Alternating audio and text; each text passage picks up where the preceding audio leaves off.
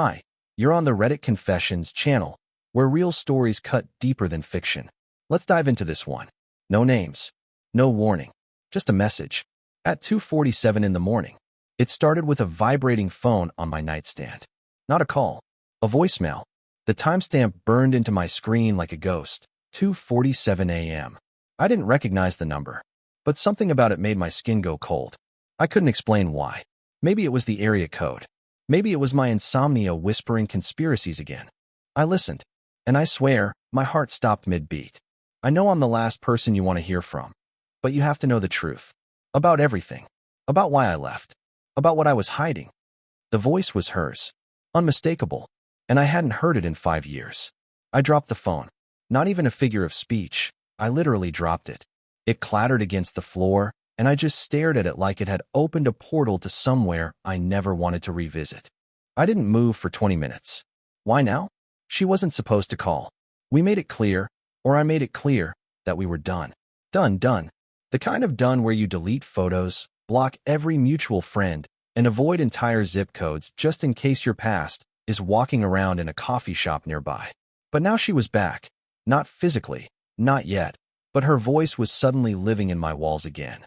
About why I left. What could she possibly mean? She cheated. She walked out. She slammed the door on a life we built and strolled off with some guy who looked like a shampoo commercial and played acoustic guitar at birthday parties. What's left to explain? I had cried on the bathroom floor of a Motel 6 while she was off, exploring who she really was. I spent months dissecting our last year of marriage like a crime scene, trying to pinpoint the moment she emotionally checked out. I used to ask myself, was it when I started working weekends? Was it when I forgot her birthday dinner that one time? Was it when I gained that extra weight and she told me I breathed too loudly? I blamed myself. Every single day, until the day I stopped. And now, she leaves me this breadcrumb trail. At 2:47 a.m., like some twisted puzzle I didn't ask for, my hands were shaking. My brain was already rewinding every memory I'd buried. I didn't even realize I had opened her last email from 5 years ago, the one I never replied to. The subject line, I hope one day you'll understand. Back then, I told myself that understanding wasn't worth reopening wounds. Now, I wasn't so sure. The thing is, I never deleted her number. Not out of hope, not out of longing. I think I just wanted to hate her more precisely. But now I wasn't sure if I hated her at all. I hadn't replied yet, but I knew I would. I knew she had pulled me back in, with one voicemail, one cryptic sentence, and that voice that I had tried to forget, but clearly hadn't. I didn't sleep. I couldn't. I just lay there in the dark, replaying the message again and again, whispering one question like a curse. What truth? I didn't call her back that day. Or the next. I wanted to, believe me, but I couldn't bring myself to do it. Every time I held the phone in my hand, something inside me froze. I told myself I was protecting my peace, but honestly, I was scared. Not scared of her, scared of what she might say. Scared that I'd start unraveling again, just when I had managed to stitch the pieces of my life back into something halfway livable. But the message kept replaying in my head like a broken track. You have to know the truth. What truth? She cheated. She left. She didn't look back. End of story, right? 3 nights later, at exactly 9:12 p.m., I gave in. I sat at the kitchen table with the lights off, the house dead silent except for the fridge humming. My thumb hovered over her contact for a solid minute before I tapped it. It rang. Once. Twice. My heart thudded so loudly it drowned out the rest of the world. And then she answered. Everett. Her voice cracked slightly, like she hadn't said my name in years and wasn't sure she had the right to anymore. I didn't speak at first. I didn't even breathe. I was trying to make sense of hearing that voice again. Not through memory, not through a voicemail, but live. Real. And it hit me harder than I expected. I wanted to scream at her, or hang up, or cry. But I just said, what do you want? There was a pause. I could hear the faint buzz of a TV in the background. And then, she said the words I never imagined would come out of her mouth. I never cheated on you. I laughed, not because it was funny, but because it was insane. Clara, I saw you. I saw you with him. She didn't deny it. But what she said next turned my entire world sideways. You saw me with him. You never saw what came before. Or after. I felt dizzy, like I was standing in a house, and someone just pulled the foundation out from under it. What are you talking about? I need you to meet me. One time. 1 hour. That's all I ask. You deserve the full story. I wanted to hang up. I wanted to block her forever. But all I said was, when? We met in a corner booth at a cafe I hadn't stepped foot in since the divorce. The kind of place with old wood paneling and chipped mugs that used to feel like home. Now it felt haunted. I got there 20 minutes early, because I always get places early. It's one of the many things she used to mock me for. You show up early for disappointment, she once said. And maybe she was right. I didn't recognize her at first when she walked in. Her hair was shorter, darker. She wore no makeup, something she used to swear she couldn't leave the house without. She looked different, but not older, just heavier in the soul. She spotted me, hesitated, then walked over like she was approaching a wild animal. When she sat down across from me, neither of us said a word for a solid 30 seconds. I broke first. So, I asked, arms crossed, trying to appear composed, even though my knee was bouncing like it had a motor attached. I didn't cheat on you, she said again. Not in the way you thought. I scoffed. Clara, you were in our bed with another man. That's kind of the textbook definition. She flinched. It wasn't romantic. It wasn't love. It was a scream for help. Now I was confused, angry, exhausted. I sipped my lukewarm coffee and stared at her. Then help me understand, I said. She looked down at her hands. Do you remember those months I kept saying I was depressed, and you kept telling me I needed sunlight and green tea? My face flushed. I remembered. I had thought she was being dramatic. I had said things like, try journaling, and maybe go for a walk. She nodded like she could hear my guilt rising. I was drowning, Everett. And you just kept throwing me pool floaties instead of pulling me out. I didn't know what to say. She continued, that man, Trent, he was part of a support group. I met him at a community center. We weren't having an affair. I asked him to come over that day because I was spiraling. I had relapsed. I didn't know what else to do. You came home at the worst possible time. I blinked. You were using again? My voice cracked. She nodded. For months. And just like that, the past 5 years unraveled into something I didn't recognize. I didn't know what to feel. Anger? Guilt? Some twisted cocktail of both. I sat there in that booth, blinking at Clara like she had just told me the sky was green and gravity optional. She looked calm. Or maybe numb. I couldn't tell anymore. My brain was trying to rewrite years of resentment in real time, and it wasn't doing a good job. I had hated her for so long. Hated her with a quiet, methodical consistency. It had become a part of me, like a daily routine. Brush teeth, brew coffee, curse Clara. But now she was sitting across from me with this bombshell, telling me that what I saw wasn't what it looked like, that my pain wasn't rooted in betrayal, but in a massive, devastating misunderstanding.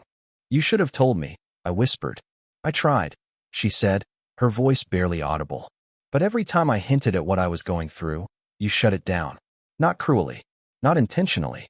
You just didn't want to believe I was broken. That hit me harder than I expected. I used to think I was the emotionally available one, the sensitive one, the good guy. But maybe I had been so busy trying to hold things together that I ignored every crack she showed me.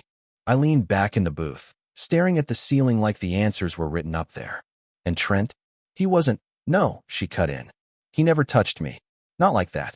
He was sober for 6 years. He was my sponsor. She paused.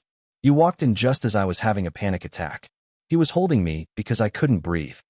I wanted to believe her. I needed to. But that scene, the one that played on repeat in my nightmares, it was so visceral, so raw.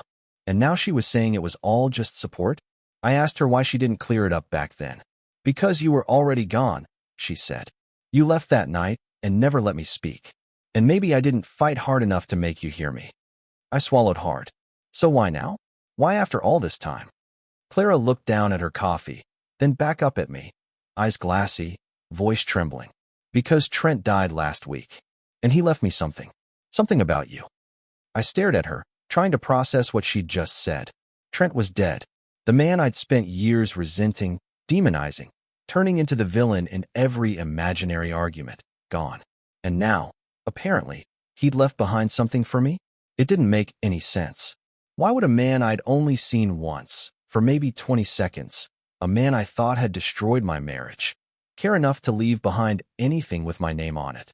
What does that mean? I finally asked, my voice low, shaky. Clara reached into her tote bag and pulled out a plain, crumpled envelope.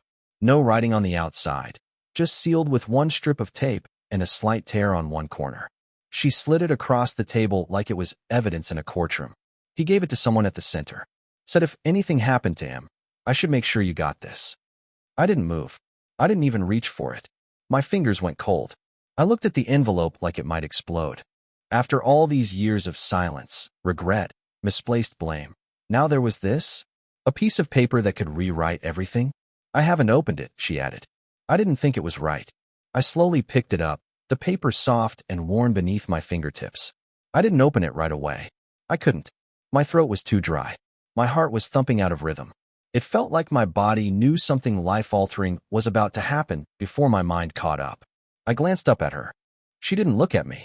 She was staring into her mug, biting her lip, eyes distant. Finally, I tore it open, carefully, like the contents might break. Inside was a single sheet of paper, folded in half. No greeting, no date, just a short handwritten message in tight cursive.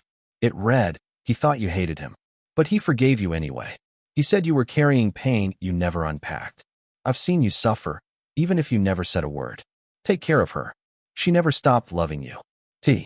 My hands trembled. I read it again, and again. The words blurred.